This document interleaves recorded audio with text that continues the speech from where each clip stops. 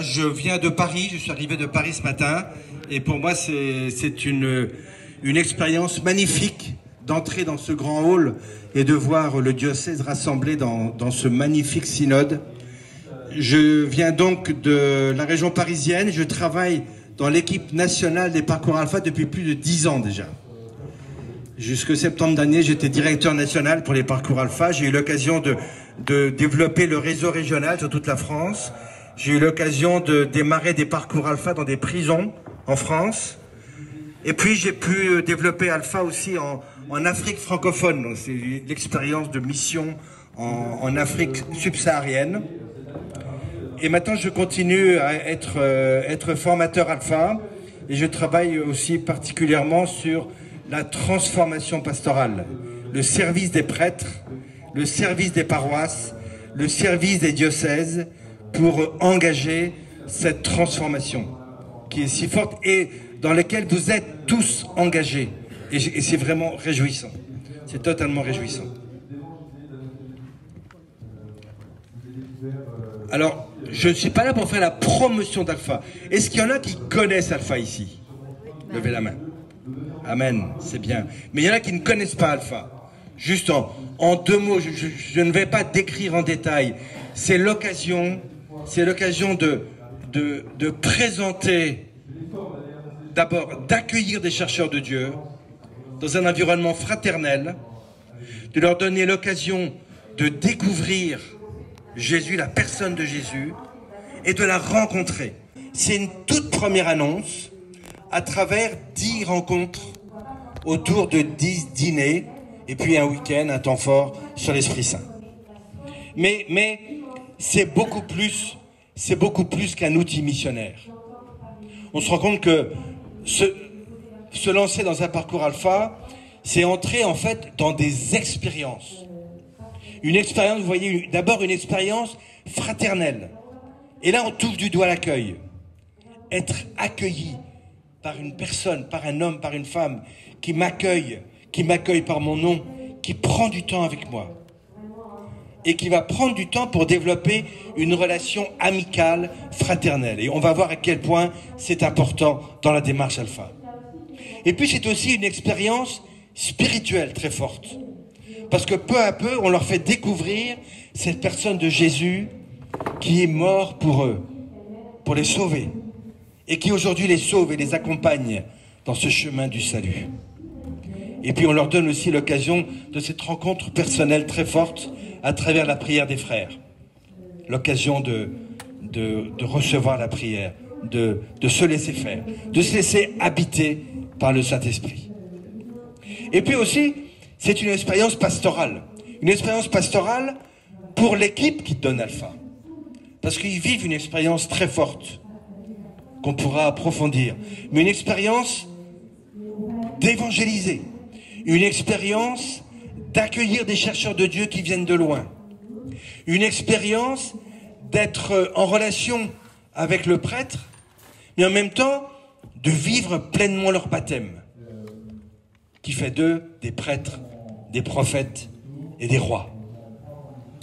Et puis une expérience pastorale parce qu'ils apprennent à devenir des leaders chrétiens. Ils apprennent à devenir des acteurs qui vont contribuer à la vitalité de la communauté, de l'église locale. Donc c'est toutes ces expériences-là qui sont vécues avec Alpha, et donc c'est beaucoup plus qu'un outil. C'est cette triple expérience qui va toucher, qui va remuer. Les 3 ingrédients d'Alpha, c'est la convivialité, des petits enseignements et des temps de partage. La convivialité, on ira plus loin et je préciserai et j'expliquerai comment elle fonctionne, pourquoi elle est là, comment elle participe à la pédagogie alpha. Et puis il y a des topos, un topo à chaque rencontre. Il y a 15 topos sur tout le parcours. 15 topos pour donner les bases. C'est pas du catéchisme. On ne va pas rentrer dans un détail de doctrine, mais on va présenter ce Jésus qui sauve, qui est proche, avec qui on peut dialoguer et qui va nous accompagner tout au long de notre vie. Voilà, c'est ça les topos. Et c'est en quelque sorte avant la catéchèse. Et puis, le temps de partage, c'est un temps privilégié où nos invités, ces chercheurs de Dieu, vont peu à peu grandir en fraternité, grandir en confiance et en quelque sorte grandir en Église. Car c'est bien ça le but. Le but du partage n'est pas de clarifier, d'expliquer, d'aller plus loin dans le topo. Non, tout ça, petit à petit, ils le recevront. C'est pas ça le but. Le but, c'est qu'ils grandissent en fraternité, qu'ils grandissent en confiance, qu'ils grandissent en Église. Et pour cette raison, la pédagogie d'animation de ces temps de partage est très particulière. Et pour ceux qui connaissent Alpha, ils savent à quel point c'est déroutant. Parce que dans ces groupes de partage, les animateurs qui veillent au bon déroulement du partage ont pour formation, ont pour instruction de ne jamais répondre aux questions qu'on leur pose. Ils ne répondent pas aux questions, car ils ne sont pas là pour être ceux qui savent et qui enseignent, mais ils sont là pour faciliter la fraternité, la convivialité, la confiance, le sentiment d'église. Et pour faciliter cette confiance, cette fraternité, ils doivent s'effacer, sans arrêt s'effacer. Et les animateurs ont pour instruction de ne jamais répondre aux questions, mais de toujours favoriser des échanges. C'est un entraînement, c'est une formation, mais Bigre, ça porte beaucoup de fruits. Ça porte beaucoup de fruits. On y reviendra, on y reviendra. En fait, on change, on bouscule, on inverse le cheminement habituel pour accueillir un chercheur de Dieu. Vous voyez, le schéma habituel, le schéma auquel on était habitué, auquel on a été formé. D'abord, lorsqu'on accueille quelqu'un, on regarde avec lui comment on va l'aider à changer sa vie, à mettre de l'ordre dans sa vie. Et puis une fois qu'il aura mis de l'ordre dans sa vie, on lui donnera les outils pour croire. Et puis une fois qu'il aura mis de l'ordre dans sa vie, une fois qu'il aura pu dire « je crois en Dieu », alors on va l'accueillir au sein de l'Église. Eh bien, on va retourner cette démarche complètement. Parce que finalement, on va faire passer l'accueil en premier plan. C'est ça qui va être la vitrine de notre Église, de notre paroisse. Et vous savez bien ça, puisque ici, vous travaillez ce thème de l'accueil. La vitrine, ça va être d'abord d'accueillir les chercheurs de Dieu. Les chercheurs de Dieu, ça peut être les gens qui sont loin, qui ne savent rien du tout. Ça peut être les gens qui ont eu une teinture chrétienne, qui ont tout oublié. Malheureusement, il y en a pas mal. Ça peut être aussi des paroissiens qui ont besoin de rafraîchir leur relation avec Dieu. Ou peut-être n'ont-ils jamais eu cette rencontre personnelle qui change la vie.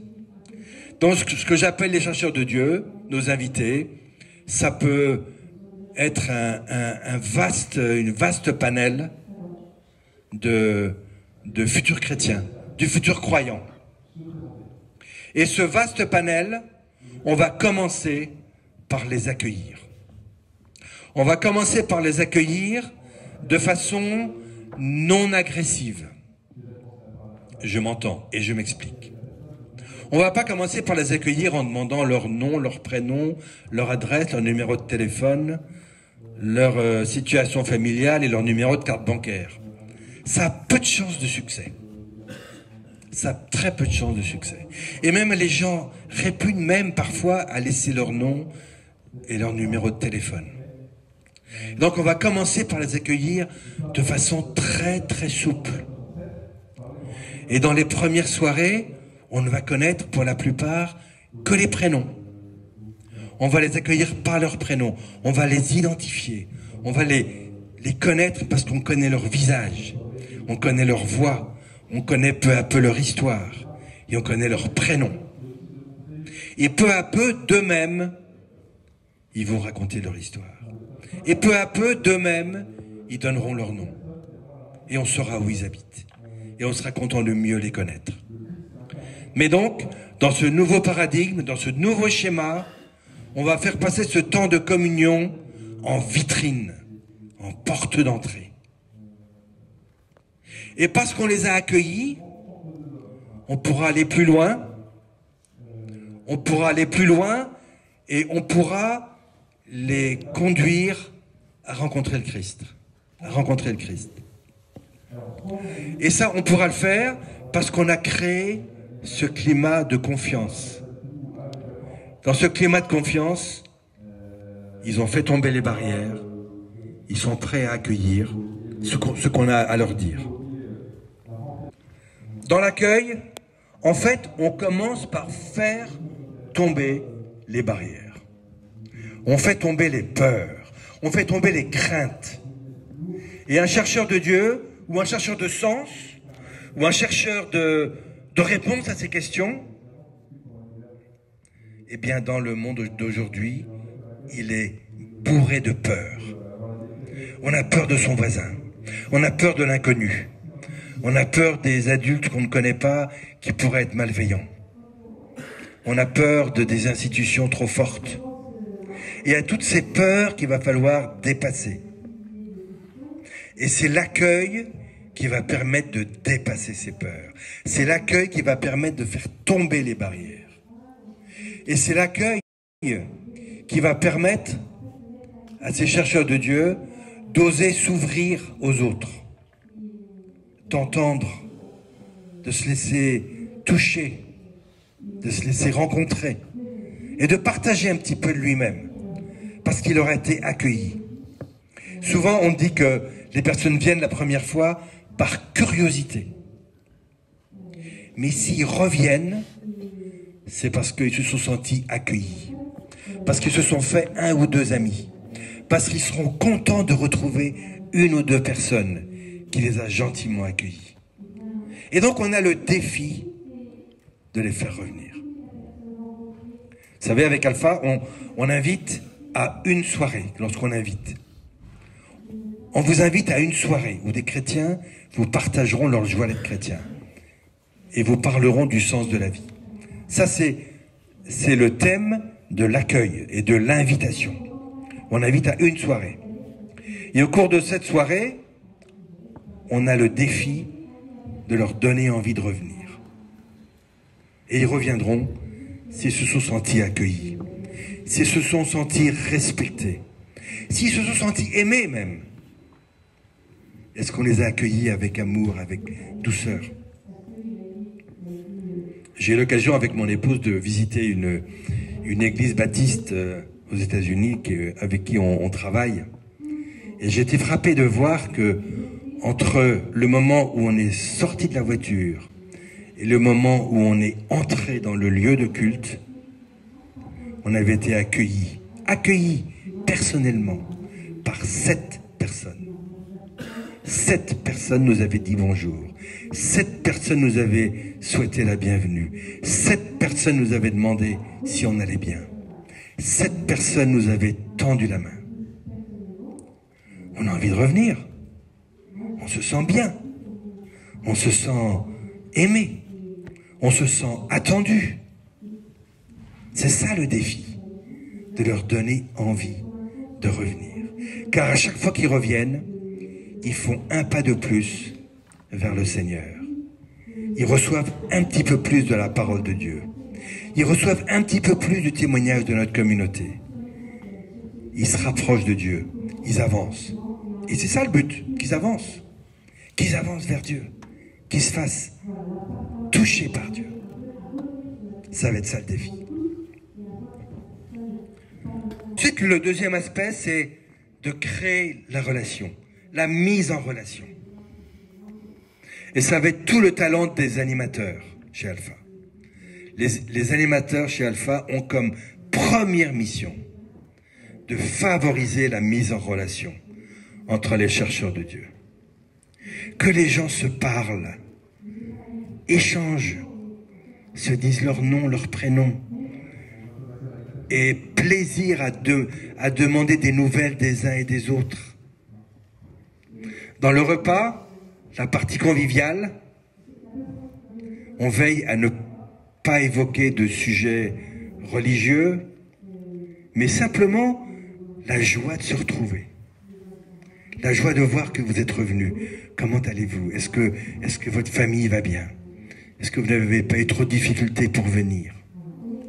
Est-ce que ça n'a pas été trop fatigant la semaine dernière? Qu'est-ce qu'on peut faire pour vous aider? Voilà, cette mise en relation. Car à travers la mise en relation, on va permettre à la confiance de grandir. Et la confiance est une clé.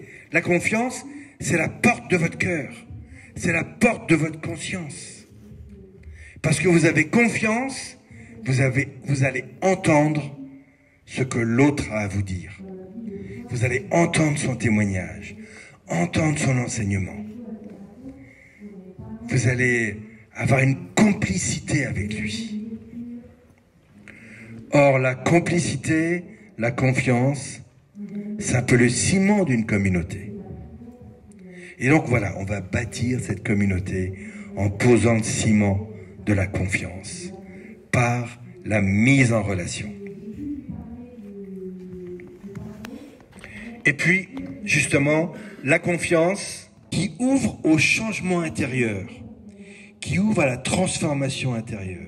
On est prêt à se laisser bousculer par quelqu'un en qui on a confiance. Si on n'a pas confiance, on reste sur son compte à soi et on a une attitude de carapace et de critique. Si on a confiance, la carapace tombe. Si on a confiance, la critique tombe. Si on a confiance, on écoute, on se laisse toucher, on se laisse interroger, on se laisse mis en cause même, et on est prêt à changer. Et c'est ça, ces ouvreurs de portes que sont la fraternité, la relation et la confiance.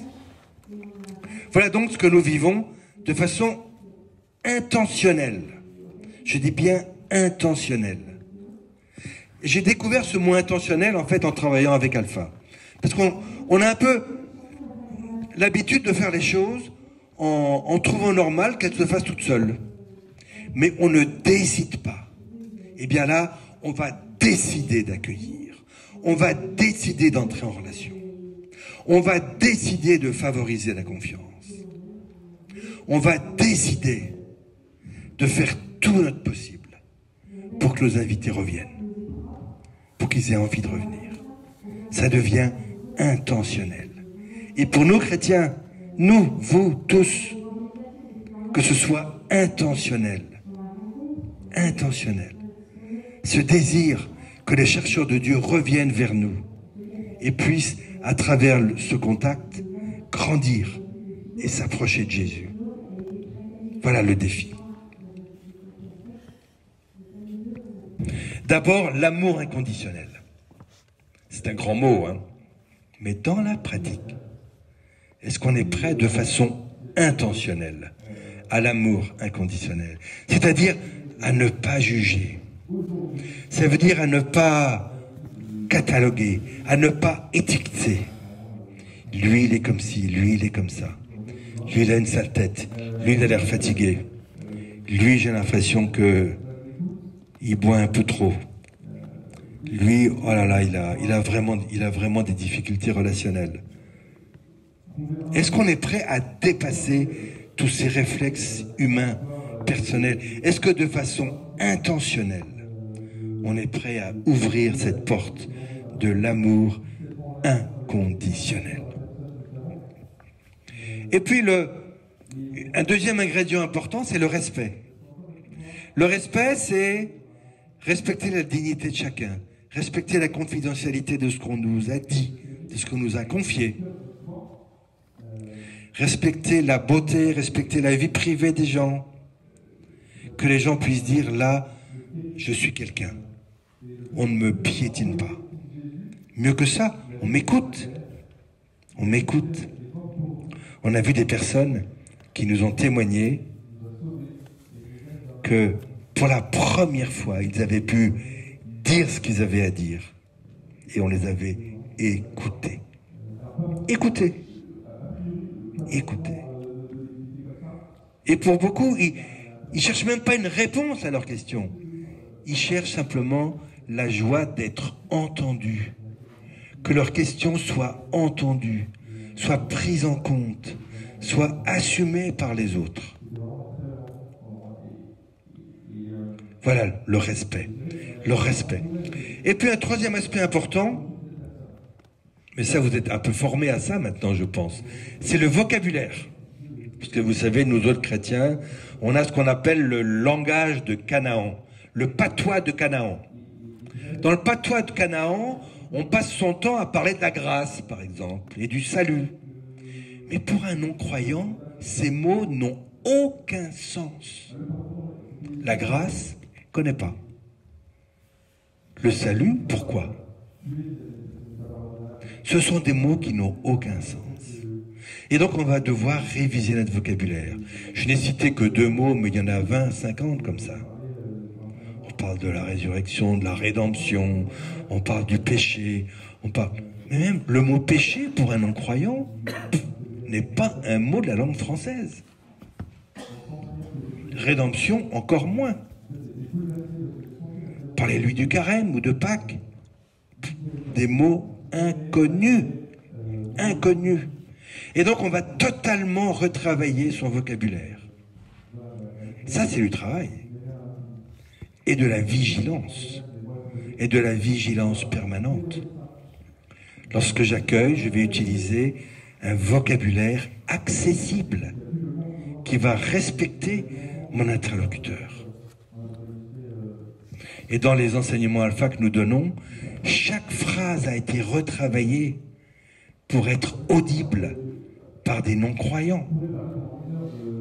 Et quand j'ai donné des enseignements dans des prisons, dans 2 prisons en région parisienne, croyez-moi, on soigne le vocabulaire si on veut être compris, si on veut retenir l'attention des gens à qui on parle. Donc oui, le vocabulaire est important.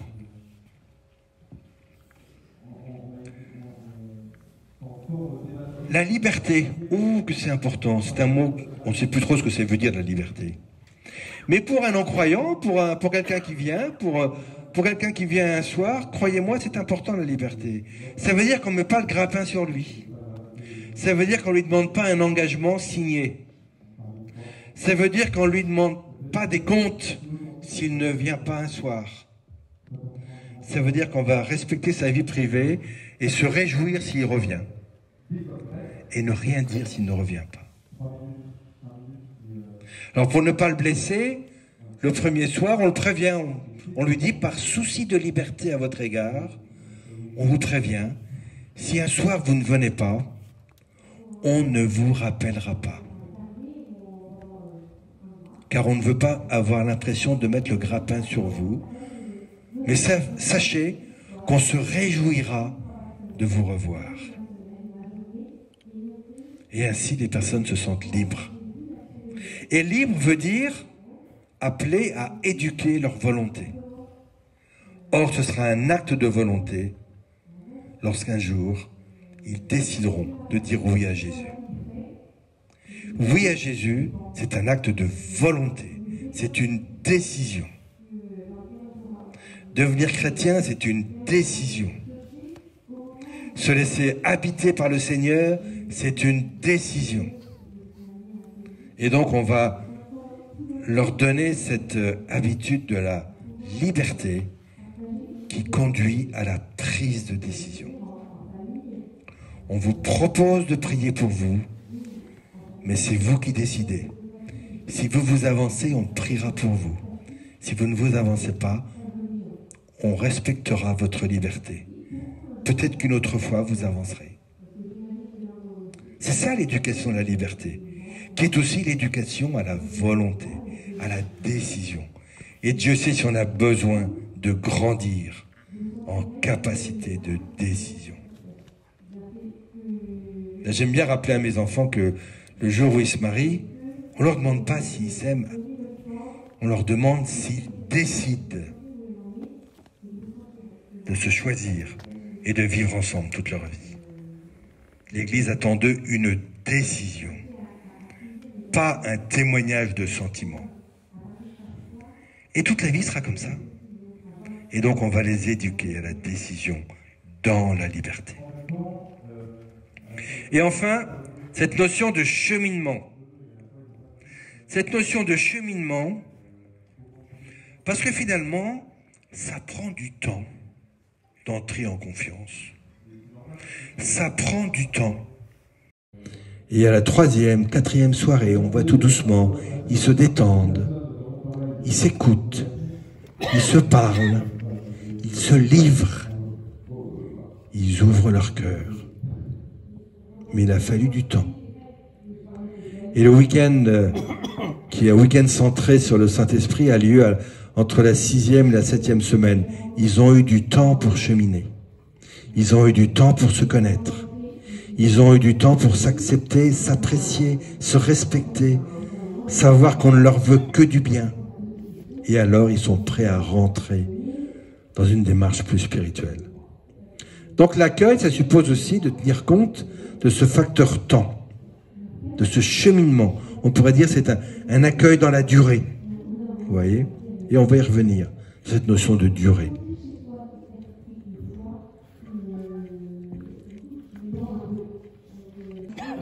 Missionnaire, il est spirituel.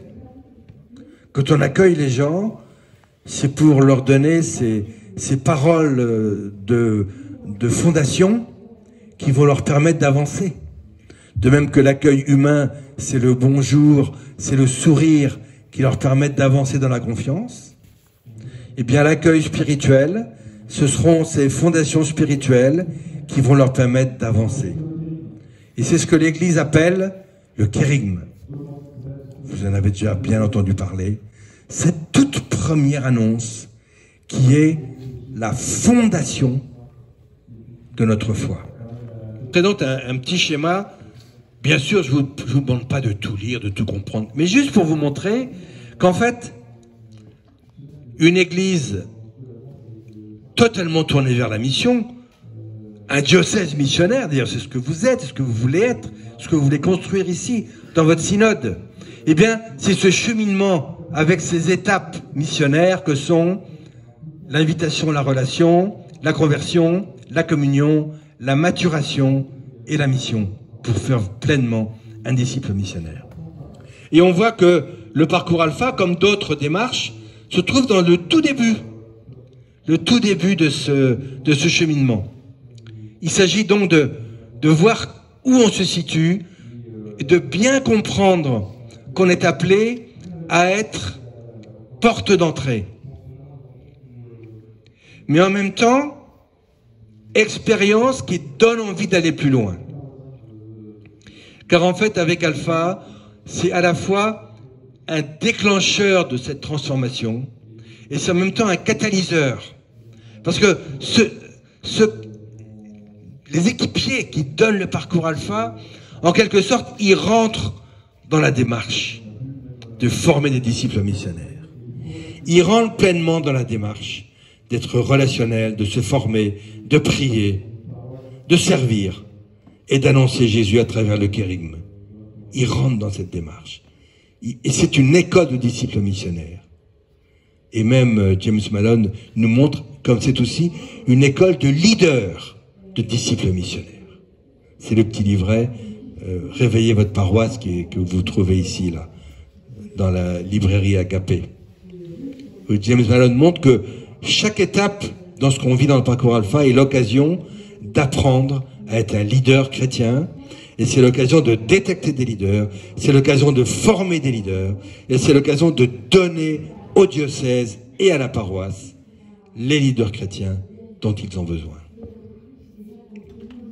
Pour accompagner ce processus, on vous a déjà longuement parlé, je suppose, des 5 essentiels. Qui n'a jamais entendu parler des 5 essentiels?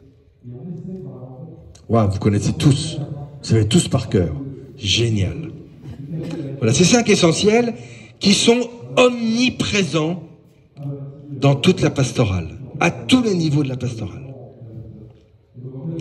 Et ce qui est génial avec Alpha, c'est qu'on vit les 5 essentiels.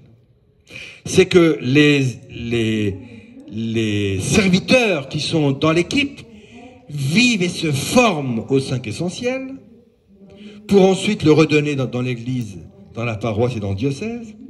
Et les jeunes croyants font l'expérience des 5 essentiels et posent les bonnes bases pour la suite de leur chemin spirituel. Mais puisqu'ils posent les bases avec les 5 essentiels, ils vont être exigeants après. Et ils voudront retrouver la même dynamique dans ce qu'on pourra leur proposer après.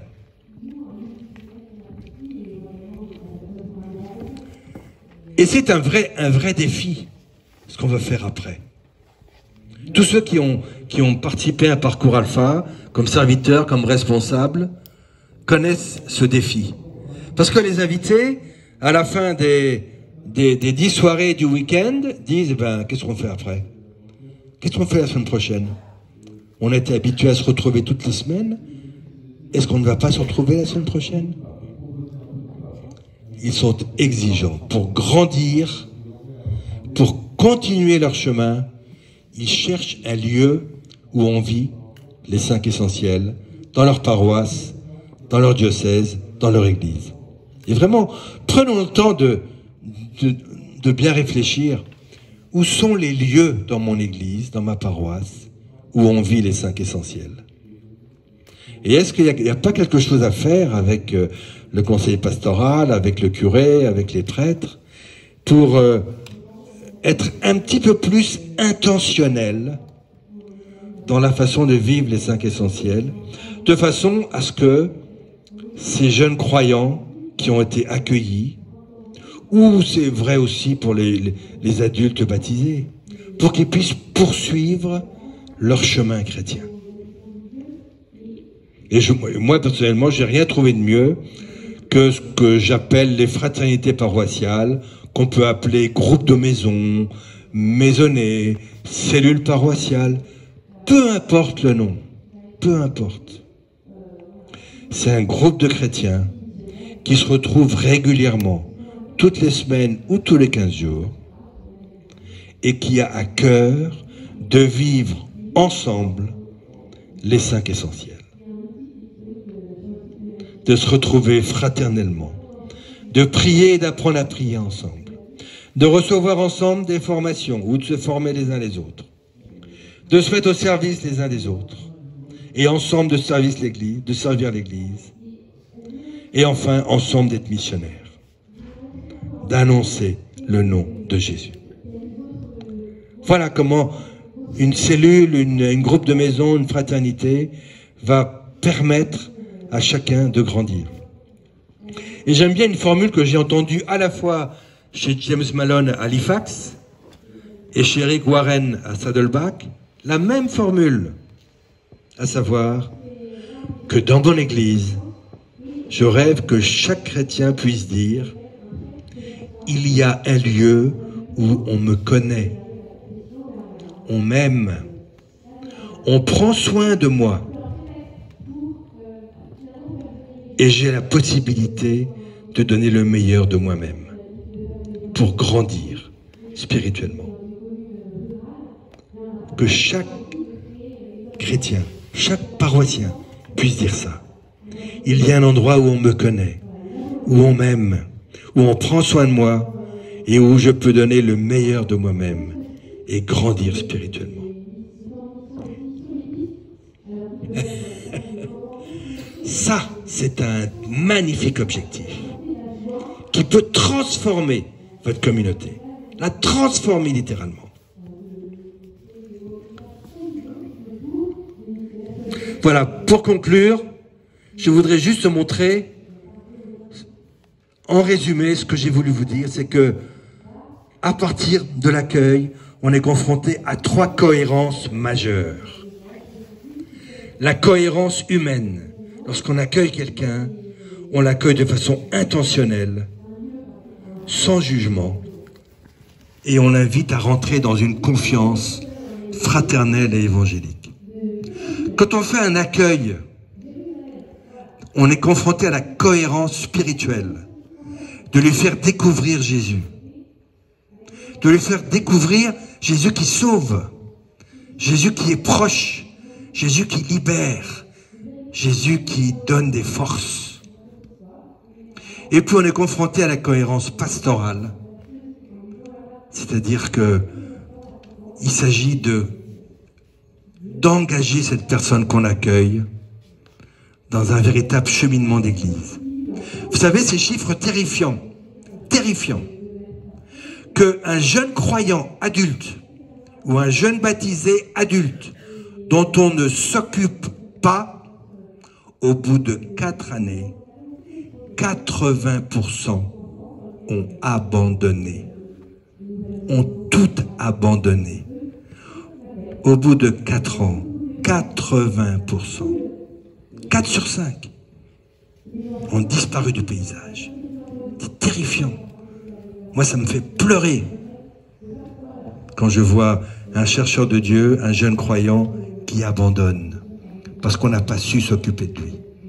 Et c'est ça la cohérence pastorale, de prendre soin de lui pour le faire grandir et faire de lui un disciple missionnaire. Amen. Gloire à Dieu.